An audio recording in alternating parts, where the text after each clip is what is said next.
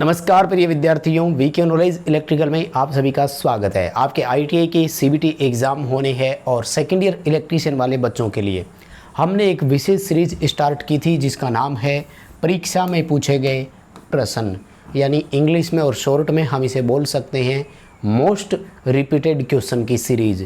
वो क्वेश्चन जो हर साल आपके एग्ज़ाम में सबसे ज़्यादा आते हैं, हर दिन हर शिफ्ट में आते हैं। आपके सीबीटी एग्ज़ाम 10 से 12 दिन तक चलते हैं, पर डे 3 शिफ्ट होती है, तो हर किसी शिफ्ट में ये आते हैं। सेकेंड ईयर वाले बच्चों के लिए ये हमारी क्लास नंबर 9 है। आपको जानकारी दे दूं कि इससे पहले 8 क्लासेज हमने आपको और भी प्रोवाइड करवाई है। समय निकालकर उन 8 क्लासेज को भी आप ज़रूर देखिएगा। चैनल से पहली बार जुड़े हैं तो सब्सक्राइब कर लीजिए, क्योंकि पता है अगर इस क्लास से जुड़े हो तो अब तक कुछ नहीं देखा।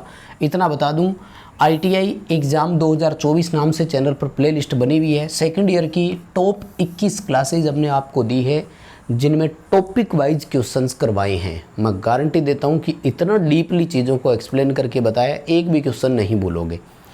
आपके सीबीटी एग्ज़ाम में जो 75 क्वेश्चन आते हैं, यानी 150 नंबर का जो आपका पेपर रहता है, पूरा 100% हमने कवर कराया है। सारी वीडियोस देखनी है एग्ज़ाम से पहले कवर कर लो, आप पर डिपेंड करता है। इस वीडियो को अभी से कर दीजिए लाइक। मैं निवेदन करूंगा कि प्लीज़ अपने दोस्तों के साथ शेयर कीजिए इसे, ताकि वो भी देख सके, क्योंकि जनरली बच्चों तक ये क्लास पहुंच नहीं पाती है। हम साल में कंपटीशन एग्ज़ाम वालों को कंटेंट देते हैं, लगभग 8-9 महीने, 3-4 महीने आप आईटीआई वालों को देते हैं।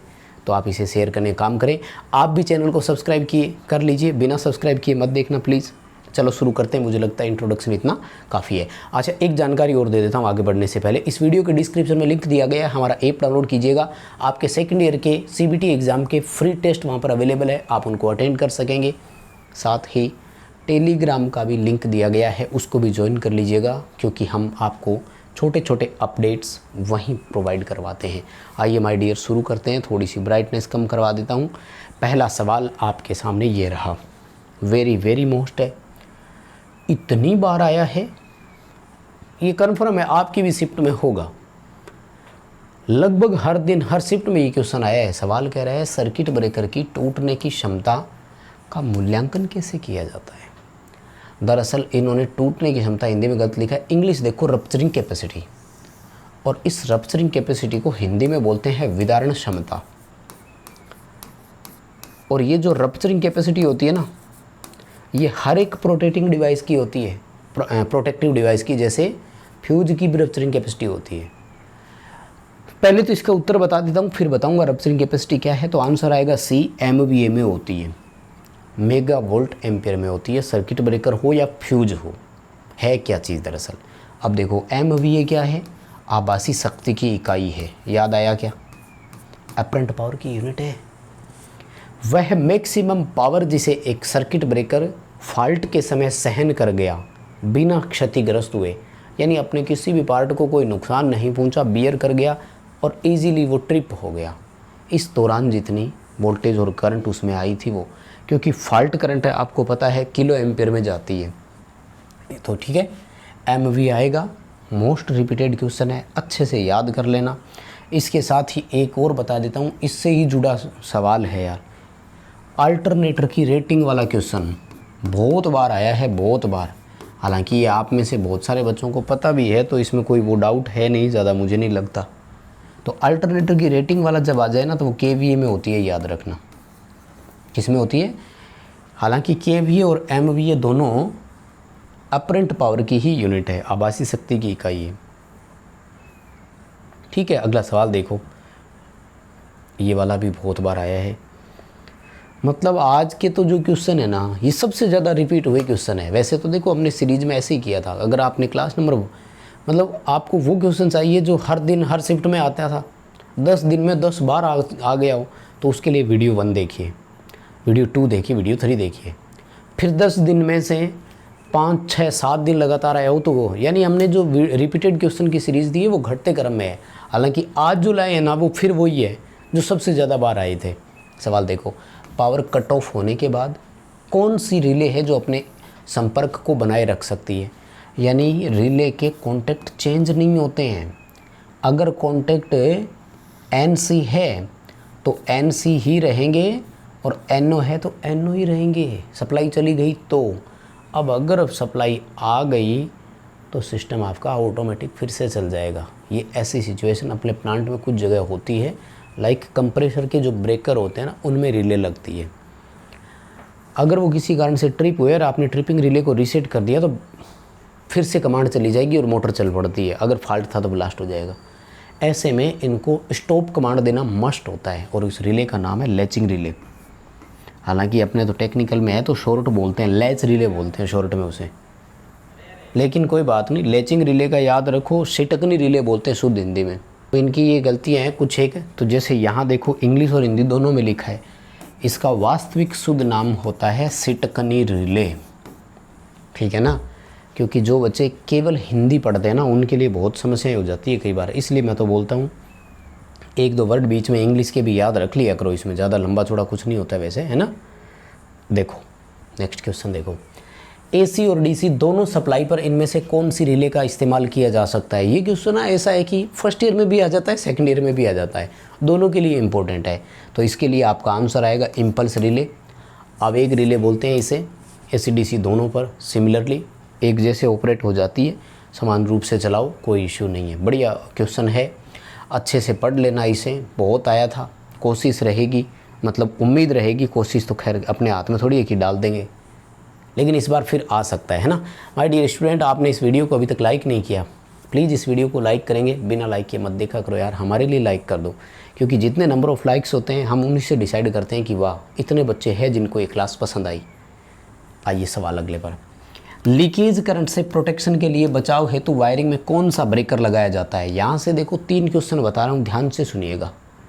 क्योंकि अब है ना, जो बच्चे क्लास देख रहे हैं हो सकता है वो सारी क्लास ना देख पाए, इसलिए एक ही क्वेश्चन के इर्द गिर्द जितने आते हैं सारे बताऊँ।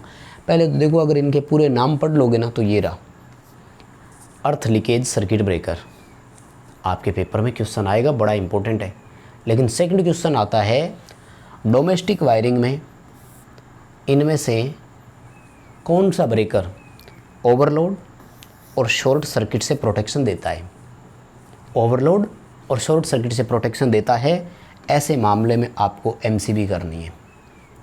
ओवरलोड और शॉर्ट सर्किट दोनों से बचाता है, ऐसे में MCB करनी है। सेकंड क्वेश्चन आता है, ये आया हुआ है ये क्वेश्चन, 100 एम्पियर से अधिक कैपेसिटी के लिए किस ब्रेकर का इस्तेमाल करेंगे, तब आपको MCCB करना है। और इसका पूरा नाम होता है moulded case circuit breaker. Paper में इसका पूरा नाम आ चुका है और इसका पूरा नाम मिनिएचर सर्किट ब्रेकर। याद है ना सबको। ब्रेकरों के पूरे नाम याद रखने 4 क्वेश्चन बताएं, चारों सुन लेना। MCB का पूरा नाम, ओवरलोड शॉर्ट सर्किट से कौन बचाता है, MCB। ELCB वाला आएगा ही आएगा। और 100 एम्पियर से अधिक के लिए कौन सी रिले लगाते हैं। ये लो भैया, 4 क्वेश्चन एक ही क्वेश्चन में करवा रहा हूँ। उम्मीद है क्लास आपको पसंद आ रही होगी। अब ज़ोर से चिल्लाने से रहे कि हाँ सर पसंद आ रही है, बस आपको बदले में एक लाइक ठोक देना है और मैं अपने आप निष्कर्ष निकाल करके समझ जाऊँगा क्लास समझ आ रही है। देखो भाई, क्वेश्चन जूम कर देता हूँ पहले, फिर ऑप्शन और दिखा दूँगा। सवाल पूछ रहा है DC ड्राइव का नुकसान क्या है। ड्राइव 2 तरह के होते हैं, AC और DC। मोटरों की स्पीड कंट्रोल के लिए ड्राइव प्रणाली को वरीयता दी जाती है। AC DC दोनों ड्राइव होते हैं। AC ड्राइव को इसलिए काम में लेते हैं कि वो हाई स्पीड के लिए सूटेबल होता है। हाई स्पीड के लिए इसलिए होता है क्योंकि उनमें हम कोई भी स्लाइडिंग डिवाइस यानी स्लिप रिंग, कम्यूटेटर, इस तरह की चीज़ें नहीं लगाते। ब्रूस स्क्रोल केज मोटर लगाते हैं जनरली। स्लिप रिंग मोटर लगाएं तब तो लगाना पड़ेगा, तो उसमें कम्यूटेशन नहीं होता। DC वाले के लिए यही सबसे बड़ी समस्या है, not suitable for high speed operation. उच्च गति के परिचालन के लिए ये उपयुक्त नहीं है। क्यों? क्योंकि स्पीड ज़्यादा होगी तो कम्यूटेशन उतना ही ज़्यादा होगा। कम्यूटेशन बोले तो कम्यूटेटर और ब्रूस के बीच में जो स्पार्किंग होती है वो सबसे ज़्यादा होगी। और AC वालों के लिए पूछा जाता है तो उल्टा क्वेश्चन यही दे देते हैं कि उच्च गति के लिए वो सूटेबल है। मतलब AC का फ़ायदा क्या है, राइट। तो उसमें ये लिख देते हैं कि हाई स्पीड पर उसमें कम्यूटेशन नहीं होता। यहाँ तो ये लिख दिया कि हाई स्पीड के लिए सूटेबल नहीं है, और वहाँ ये कह दिया जाता है कि हाई स्पीड पर कम्यूटेशन नहीं होता। बचा हुआ एक है, दोनों क्वेश्चन आ सकते हैं। सवाल देखो, हाफ वेव प्रकार का एक रेक्टिफायर है, उसमें आउटपुट डीसी की गणना करनी है अगर इनपुट 24 वोल्ट है तो। देखो मान लीजिए कि इस बार एग्जामिनर का दिमाग घूम जाता है और वो केवल क्वेश्चन को चेंज करता है, हाफ वेव की जगह फुल वेव लिख देता है, तो मैं आपको दोनों बता देता हूँ। पहले हाफ वेव का लिखवा रहा हूँ। फॉर्मूला होता है 0.45 इंटू VRMS। क्या फॉर्मूला होता है? 0.45 इंटू VRMS। लेकिन माय डियर, अगर इस बार फुल वेव का पूछ बैठे ना तो याद रख लेना, फुल वेव के लिए 0.90 इंटू VRMS होता है। RMS मान ये रहा जो आपको दिया हुआ है, ठीक है। तो अभी तो उत्तर आपका 10.8 है और अगर फुल वेव के लिए हो तो 21.4 वोल्ट होगा, है 21.6 होगा, सॉरी कोई बात नहीं, वो कैलकुलेशन करके आप मिलान कर लेना, जितना भी आए 10 20 और 8 8 16, हाँ 21.6 होगा। बताओ क्वेश्चन समझ में आ रहे हैं क्या? है ना, ज़्यादा ज़ोर से तो नहीं बोल पा रहे, लेकिन मुझे लगता है कि मैं आपको समझा अच्छे से पा रहा हूँ। आवाज़ कम लग रही है तो ईयरफोन लगा लो, स्पीड कम लग रही है तो स्पीड बढ़ा लो, लेकिन कंटेंट को छोड़ना मत प्लीज़। और मैं तो कहूँगा कि वो 21 क्लास देख लो, रामबाण है, या फिर ये शुरू की ये 10 जो क्लासेज हुई है ये वाली, इनको ही देख लो, चलो अब टाइम नहीं मिल रहा है तो, है ना। बाकी दोस्तों तक पहुँचाइए क्लास, अभी भी समय है ताकि वो भी देख सकें। आ जाओ सवाल पर। लॉजिक गेट की ट्रू टेबल आपसे पूछ रहा है कि कौन से लॉजिक गेट की है। 2-3 तरीके होते हैं पहचान करने के। इस चीज़ को अगर आप याद भी नहीं रख पाए ना, कोई बात नहीं, ये रहा ऑप्शन, यहाँ याद रख लो। और हमारे मोस्टली 4 गेट होते हैं जिनकी बुलियन व्यंजक याद रखो।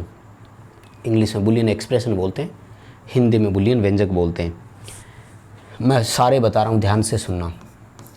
A प्लस बी होता है एक, A इंटू बी होता है दूसरा, A प्लस बी की बार होता है तीसरा, A इंटू बी की बार होता है चौथा। बताओ आप में से कौन बच्चा है जिसको ये चारों पहले से याद थे? ज़रूर कमेंट करके बताइएगा। साथ में पता तो लगे क्लास को यहाँ तक देख कौन रहा है। बहुत सारे होते हैं बीच में छोड़ के भाग जाते हैं। कंटेंट पकड़ना है तो पूरा पढ़ना है। देखो ये होता है और गेट का, ये होता है एंड गेट का, ये होता है नॉर गेट का, और ये होता है नेंड गेट का। इसके अलावा नोट गेट का भी एक क्वेश्चन बनता है, उसमें सिंपल है, एक ही बार होता है बस। अब यहाँ देखो A इंटू बी दिखाया है, तो A इंटू बी किसका है? एंड गेट का। ये लो, अब ये वाले देखने की ज़्यादा ज़रूरत ही नहीं है।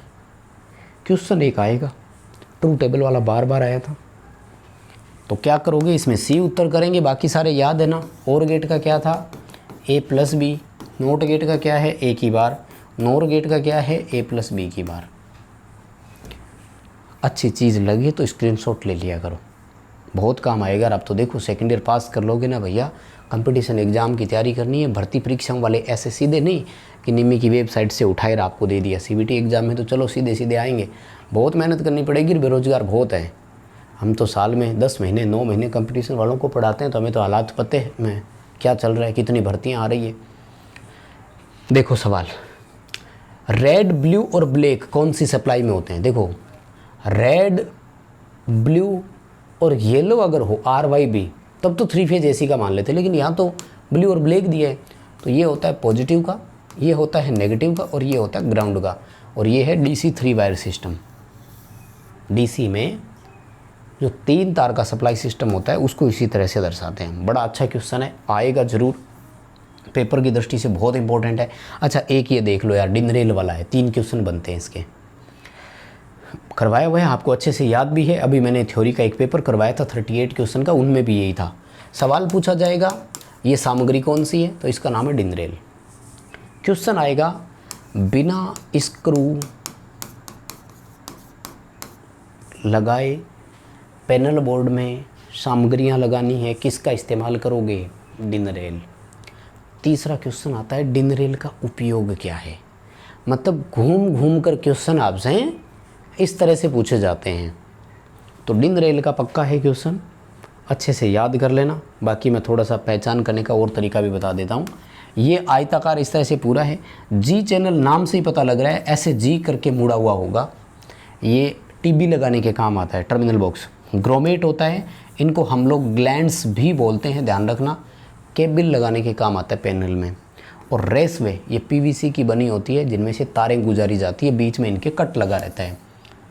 रेसवे होता है जैसे आपने देखा हो अपने कैसिंग गैपिंग होती है ना, उसकी जैसी होती है, बस बीच में कट लगे रहते हैं, क्योंकि कंट्रोल पैनल की वायरिंग करनी होती है तो तारें बीच में से निकालते हैं, उसके काम आती है ये। अगला सवाल, कौन सी डिवाइस अनुक्रमिक नियंत्रण प्रणालियों के संचालन को नियंत्रित करती है?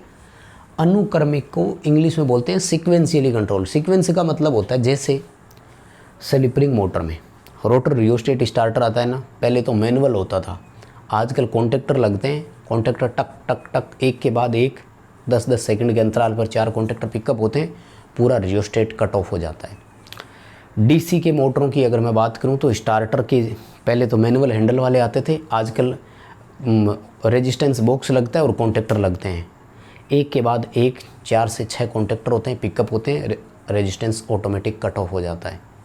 ये पूरा सिस्टम को ऑपरेट करने के लिए एक टाइमर लगता है जो एक कॉन्टेक्टर की सप्लाई को काटता है, दूसरे को जोड़ता है, एक को काटता है, दूसरे को जोड़ता है, यानी NO NC चेंज ओवर कराता है। जैसे अपने मोटर को स्टार से डेल्टा में कन्वर्ट कराना है तो वो भी इसी का ही काम है, यही वो काम करता है। अगला सवाल इसमें से ज़रूर आएगा यार, ठीक है ना, ये तो मैं पता नहीं कितनी बार करवा चुका हूँ और आपको याद भी होगा। ये इसको पूछ रहा है एक्स से दर्शित इसका नाम क्या है? देखो यार, AC सप्लाई है, डायोड लगा हुआ है, रेक्टिफायर है। रेक्टिफायर AC को क्या करता है? DC, तो ये DC की बस बार है, फिर DC को AC कर रहा है, ये इन्वर्टर है और ये AC की मोटर है, ये लो। और ये वाला क्वेश्चन तो यार अब तक मैं शायद 20 बार करवा चुका हूँ आपको। अगर ये क्वेश्चन गलत हो जाता है तो बहुत पिछड़ जाओगे, ये ध्यान रखना। उत्तर तो B आएगा, DC की बस है, रेक्टिफायर ये रहा, इन्वर्टर ये रहा, AC मोटर ये रहा, ये लो, चारों करवा देता हूँ। बताओ सवाल समझ में आया क्या? ये मोस्ट रिपीटेड क्वेश्चन है, आज तक न जाने कितनी बार कितनी शिफ्टों में आ चुका है, अच्छे से इसको याद कर लेना भाई। सवाल अगला, किसी ड्राइव में VF अनुपात को स्थिर रखना क्यों आवश्यक है? कई सारी चीज़ें हैं, मैं कैसे एक्सप्लेन करूं? देखो, V और F को नियत रखने से फ्लक्स नियत रहता है, और हम सबको पता है कि टॉर्क फ्लक्स के समानुपाती है, यानी अगर फ्लक्स नियत रहेगा तो टॉर्क नियत रहेगा। आजकल आ गया VVVFD, variable voltage variable frequency, यानी वोल्टेज और फ्रीक्वेंसी दोनों को बदलो ताकि फ्लक्स कांस्टेंट रहे। अब सीधी सी बात है भाई, फ्रीक्वेंसी बदलेंगे तो AC मोटरों की गति तो बदलेगी। देखो क्यों बदलेगी? F × 120/पोल, यानी गति फ्रीक्वेंसी के समानुपाती है। फ्रीक्वेंसी बदलने से स्पीड तो बदल गई, लेकिन रेशियो कांस्टेंट रहा, इसलिए टॉर्क नियत रहा। मतलब गति बदलेगी बट टॉर्क कांस्टेंट रहेगा। Maintain the rated torque at all speed, सभी गतियों पर एक स्थिर टॉर्क बनाए रखना, नियत टॉर्क प्रदान करना। ठीक है श्रीमान। अगला सवाल, पावर और कंट्रोल वायरिंग की जो रेसवे होती है वो अलग अलग क्यों होती है? हमारे इलेक्ट्रिकल में मेन 2 सर्किट बनते हैं, एक पावर सर्किट होता है, पावर सर्किट में केवल RYB होते हैं जो मोटर को ले जाते हैं, और कंट्रोल सर्किट में NVC मतलब होल्डिंग कॉइल, स्टार्ट स्टॉप, ठीक है, ओवरलोड रिले, सिंगल वाला एक फ्यूज, ये सब होते हैं। ये दोनों अलग अलग रेसवे में गुजरती है, यानी एक रेसवे ऐसा होगा जिसमें से पावर वाली RYB जाएगी, और एक रेसवे ऐसा होगा जिसमें कंट्रोल वाली वायरिंग जाएगी। ऐसा इसलिए करते हैं कि दोनों एक दूसरे में, क्योंकि देखो कोई भी तार हो अगर उसमें धारा चलेगी तो उसके चारों ओर मैग्नेटिक फील्ड तो होगा। ये मैग्नेटिक फील्ड एक दूसरे के सिग्नल को इंटरफेयर करते हैं, बस उसी को रोकने के लिए। ये रहा, to reduce radio interference, signal व्यतिकरण को रोकना, रेडियो हस्तक्षेप को कम करना, एक ही बात है। दोनों में से कोई भी ऑप्शन आपको लगे दे देना। बस माय डियर, यहीं रोकेंगे यार आज की क्लास, और एग्ज़ाम तक आपको इसी तरह का कंटेंट और भी प्रोवाइड करवाने की कोशिश करेंगे। इससे पहले बहुत टॉप कंटेंट आपको दे चुके हैं, अब तो बच्चे क्वेश्चन CIU मान लो रिवीजन टाइप हो रहा है। बस समय निकाल कर एक बार प्ले लिस्ट में चले जाओ और नंबर 1 क्लास से शुरू कर दो। गारंटी दे रहा हूँ, जब तक क्लास कंप्लीट नहीं होगी तब तक प्ले लिस्ट से बाहर नहीं आओगे। बहुत धन्यवाद। इस वीडियो को लाइक कर देना, डिस्क्रिप्शन में लिंक है, ऐप डाउनलोड करो, टेलीग्राम जरूर ज्वाइन कर लेना, शेयर करने की उम्मीद कर रहा हूँ। बहुत धन्यवाद।